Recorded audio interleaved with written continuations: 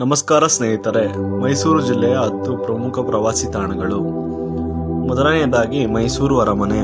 ಇದು ಬೆಂಗಳೂರಿನಿಂದ 138 ಕಿಲೋಮೀಟರ್ ಹಾಗೂ ಮೈಸೂರಿನಿಂದ 2.7 ಕಿಲೋಮೀಟರ್ ಅಷ್ಟು ದೂರವಿದೆ. ಎರಡನೆಯದಾಗಿ ಚಾಮುಂಡೇಶ್ವರಿ ದೇವಸ್ಥಾನ, ಚಾಮುಂಡಿ ಬೆಟ್ಟ. ಇದು ಬೆಂಗಳೂರಿನಿಂದ 155 ಕಿಲೋಮೀಟರ್ ಹಾಗೂ ಮೈಸೂರಿನಿಂದ 14 ಕಿಲೋಮೀಟರ್ ದೂರವಿದೆ.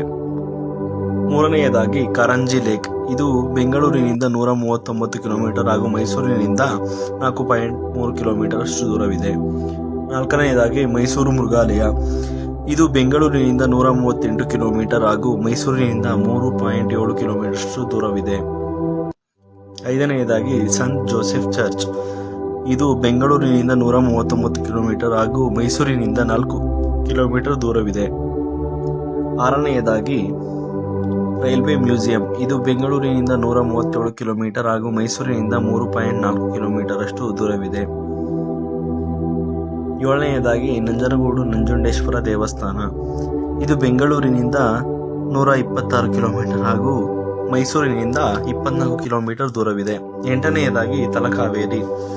ಇದು ಬೆಂಗಳೂರಿನಿಂದ 126 ಕಿಲೋಮೀಟರ್ ಹಾಗೂ ಮೈಸೂರಿನಿಂದ 49 ಕಿಲೋಮೀಟರ್ ದೂರದಲ್ಲಿದೆ. ಒಂಬತ್ತನೆಯದಾಗಿ ಶ್ರೀ ಕೀರ್ತಿನಾರಾಯಣ ದೇವಸ್ಥಾನ. ಇದು ಬೆಂಗಳೂರಿನಿಂದ 128 ಕಿಲೋಮೀಟರ್ ಹಾಗೂ ಮೈಸೂರಿನಿಂದ 51 ಕಿಲೋಮೀಟರ್ ಅಷ್ಟು ದೂರವಿದೆ. ಹತ್ತನೆಯದಾಗಿ ಜಗಮೋಹನ್ ಅರಮನೆ.